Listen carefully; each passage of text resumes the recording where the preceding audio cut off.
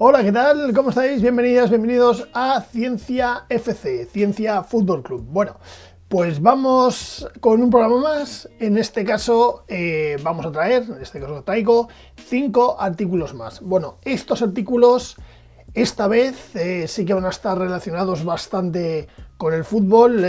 Vamos a ver desde la ventaja, en este caso, de jugar en casa, o un poco las consecuencias a favor o en contra que es jugar en casa. También diferentes momentos, ¿no?, que se enfrentan los deportistas también dentro del deporte, momentos muy claves. Luego también veremos, en este caso, cómo es actuar en bloque bajo presión, pues un poco también diferentes debates, conclusiones, todo lo que habla la literatura sobre ello. Luego también, obviamente, vamos a hablar un poquito más centrado dentro del ámbito psicopedagógico de lo que es la resiliencia en el deporte de élite, o en la parte, en este caso, de élite. Y luego pues vamos a concluir en los efectos de lo que se llama edad relativa, que supongo que muchos de vosotras y de vosotros ya sabréis un poco qué es o qué significa la edad relativa. Bueno, lo veremos también en el quinto artículo.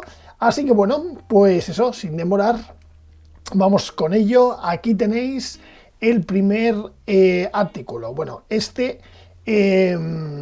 titulado, en este caso traducido, mejor dicho, la ventaja de jugar en casa en el fútbol español. En este caso fueron un conjunto de análisis que se hicieron, evaluaciones desde 1900, un poco, mirando, ¿no?, echando la vista desde 1928 a 2011. Esto es una revisión un poco cubre todo ese periodo entero, y en este caso fue un poco medir todos los partidos desde, como digo, desde esos años 1928 hasta 2011. Esto es un artículo que en este caso fue publicado, bueno, yo lo he rescatado de la revista, como vemos aquí, de Internacional de Actividad Física y de Deporte, aunque el artículo pues fue recibido en marzo del 2012 y aceptado también en junio de 2012.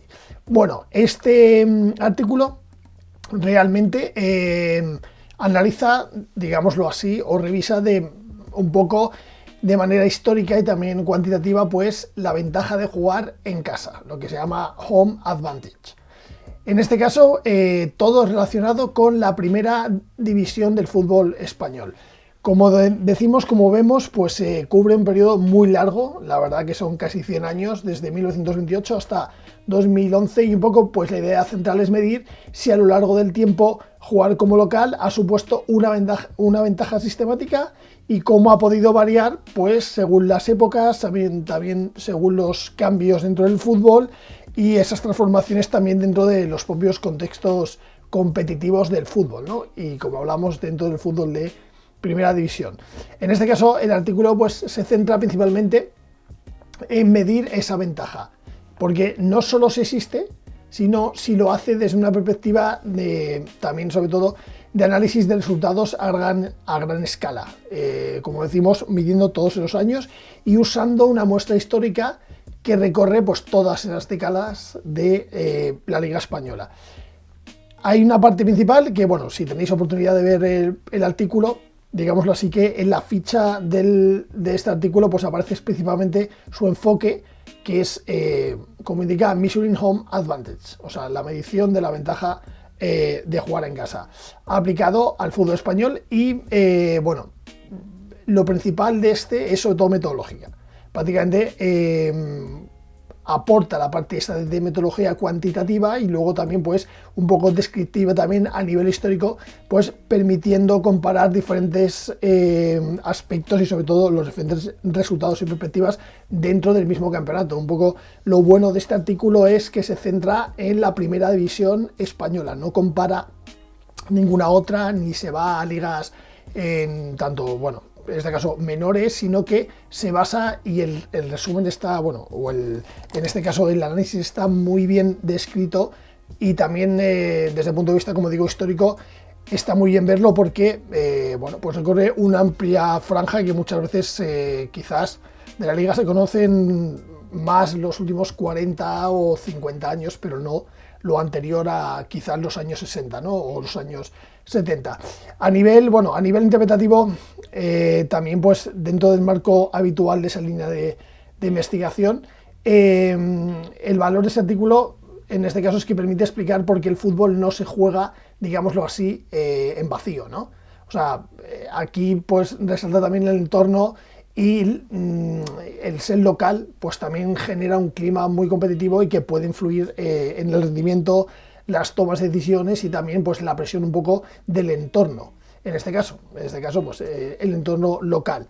Además, pues yo creo que a mí me ha parecido muy bueno porque es un análisis pues eso, a lo largo de la historia y también muy útil para debatir si esa ventaja de local se mantiene estable o cambia con factores pues como por ejemplo los últimos, como digo, 50 años, la profesionalización, los viajes, los estadios, un poco el formato de juego, incluso el formato de los propios partidos, ¿no? También sabéis un poco el cambio de reglas que se ha sometido a lo largo de la primera, a lo largo de la primera creación oficial de la Liga Española, de la Primera División, pues ha sufrido tanto normativa de regla de juego como en normativa de arbitraje, los campos, etcétera, ¿no? Y yo creo que aquí, pues se puede ver, como digo, aquí lo veis, en este caso es bastante curioso porque establece, digamos, muchísimos parámetros, como veis aquí, tampoco quiero destriparlo, pero en este caso también os digo que es a partir de la investigación de Polar en 1986, pues que establece un procedimiento para analizar la ventaja de jugar en casa, ¿no? Este análisis se hace a partir de ese procedimiento que establece en este caso investigador llamado L. Polar y pues aquí vais a ver que son está en inglés el propio artículo que os descarguéis, el enlace, pero aquí podéis ver el método, tanto las variables que usan. Fijaos que, aquí abajo entiendo que en la traducción sí que lo podéis llegar a entender, las mismas frases hablan de la competición que empieza, la competición española, la Primera Liga, con 10 equipos, 6 campeones, hablan del Athletic Club, el Arenas Club de Guecho, el Real Madrid, la Real Sociedad, el Fútbol Club Barcelona y el Real Unión de Irún. Como digo, es bastante repaso histórico y hace una amplitud bastante grande, basado también pues, en la temporada 41-42, luego 71-72, la 87-88, también 97-98. Es un, digamos así, un repaso histórico bastante interesante. Luego también tenéis la parte donde os muestran cómo calculan esa ventaja jugando en casa, ¿no? Las variables que usan, etcétera. Como digo, sin detenerme mucho más, bastante recomendable. Pasamos al número 2. Aquí, en este caso, cambiamos un poquito de tercio y aquí sí me gustó este artículo porque, la traducción en este caso sería un modelo multidimensional del momentum en el deporte. Este momentum se refiere al momentum psicológico, ¿vale? Aquí, como vais a ver, también tiene unas características bastante particulares de centrada en el ámbito psicológico, ¿no? Aquí un poco habla de entender ese momento psicológico dentro del deporte. Aquí ya no es solo fútbol, sino es el deporte competitivo en general. Y también habla en este sentido de esa percepción de que todo te sale o al contrario, que todo se te escapa, ¿no? Que en este caso se puede aplicar al ámbito del fútbol, el partido se te escapa o en otros ámbitos deportivos la competición se te escapa, etcétera, ¿no? Un poco lo que aporta es tratar ese momentum como un fenómeno multidimensional, es decir, que no solo depende de una sola cosa, de que puedas golpear bien, de que puedas lanzar bien, de que puedas correr bien. Aquí muestra bastante procesos implicados en cómo se inicia, cómo se crece y cómo cambia, en este caso, esa parte psicológica, ese momentum psicológico a lo largo de todo el rendimiento competitivo. Y aquí se muestra en este caso una primera ficha del artículo Y en este caso también hay una palabra muy buena para entender lo que es la racha, ¿no? Porque aquí explica que el momentum no solo se entiende bien desde, digamos, ver solamente la racha buena que llevas, ¿no? Sino es un poco analizar el modelo multidimensional que explica ese momentum y que integra también como, digámoslo así, varias capas, ¿no? Aquí en el artículo analiza o lo muestra como varias capas, en este caso sería una capa cognitiva, que es cómo interpretas lo que está pasando, una capa emocional afectiva, que entraría en este caso dentro la confianza, la frustración, la ansiedad y también, disculpad, la euforia. Luego una capa conductual, por ejemplo, cuando conductas con más riesgos, conductas con más iniciativa, también cuando se tienen más dudas, cuando se aplica más conservadurismo, y también luego por último una capa contextual, donde por ejemplo aquí tiene muchísimas variables, contempla muchas variables como el marcador, el público, el tiempo restante para finalizar, la importancia del partido, marca como esos factores externos, ¿no? Muchas veces efectivamente lo sabes, pero no lo puedes controlar. Y bueno, para el fútbol en este caso, esto es muy importante, ¿no? Si se quiere ver desde ese punto de vista, porque, por ejemplo, un gol puede cambiar totalmente el peso del partido más allá del marcador, ¿no? También, bueno, un poco en relación con el artículo anterior de jugar o ir por delante en el marcador jugando en casa. Luego también, porque, por ejemplo, un equipo pues empieza a jugar con mayor fluidez tras muchas veces una acción clave. Eso lo veis en el fútbol, que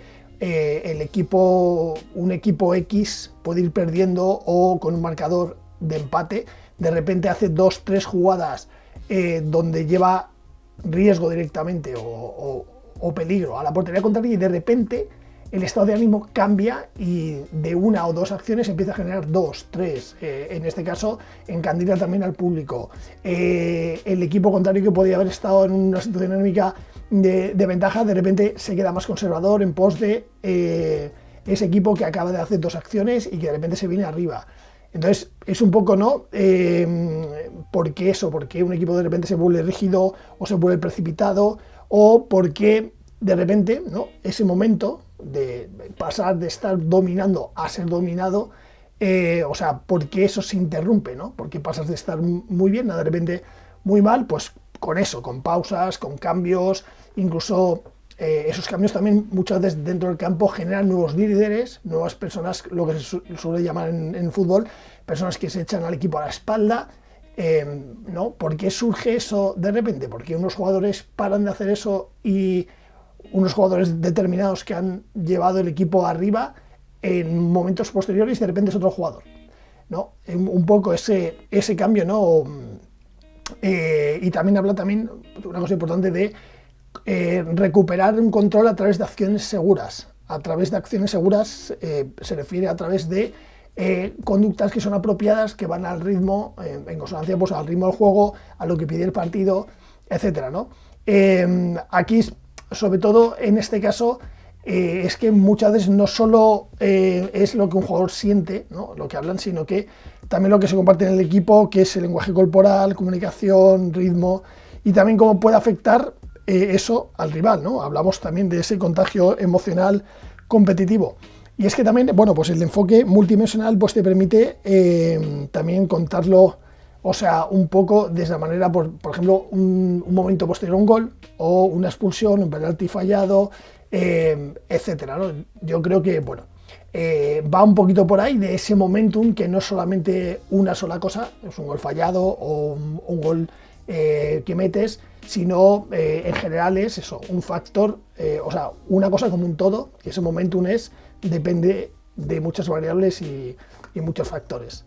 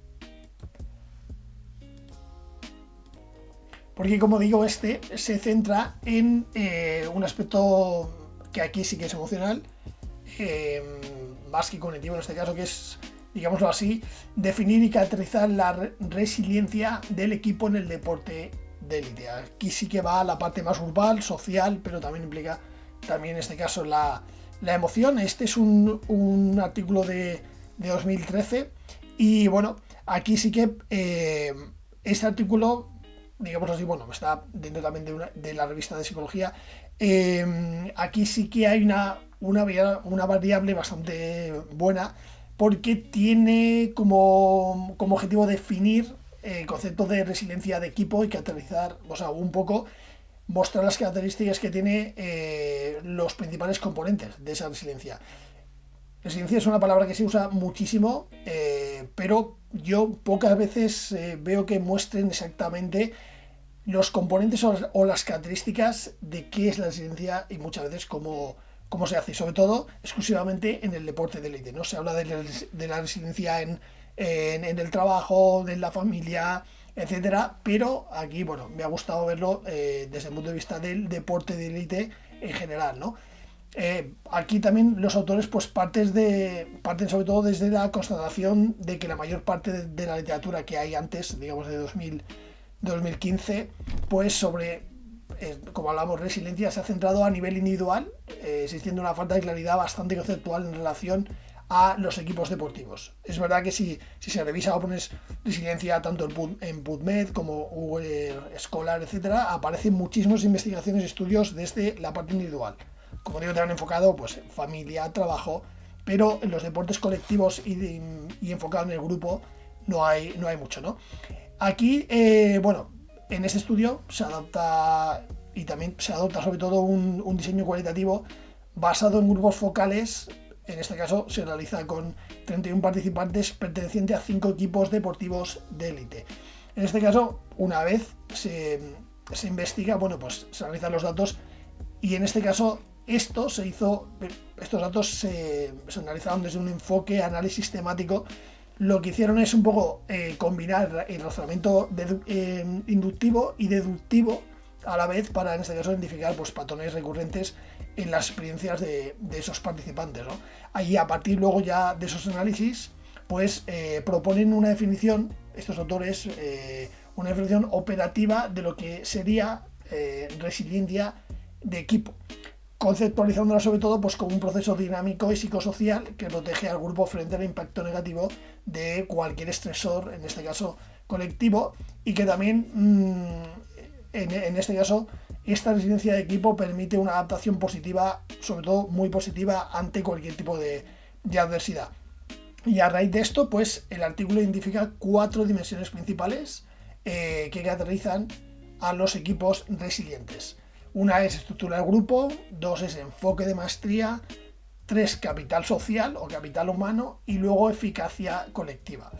En cada una de estas dimensiones pues también es muy interesante porque describe y sobre todo se describe en función de datos obtenidos, de esos datos como hablamos de los 31 participantes, detallando sobre todo pues todos los comportamientos, las actitudes y los procesos grupales analizados que están también, como digo, asociados a ese comportamiento grupal. Y luego al final pues del artículo pues un poco se concluye señalando que la utilidad de este modelo que ellos proponen, en este caso, ayudaría a la comprensión y a la investigación futura de cómo los equipos de élite afrontan las situaciones adversas de manera colectiva.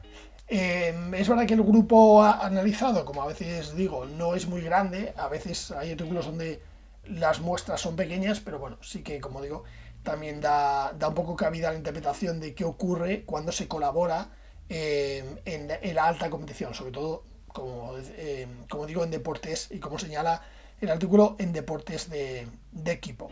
Así que bueno, vamos a ir ya acabando, vamos con el quinto.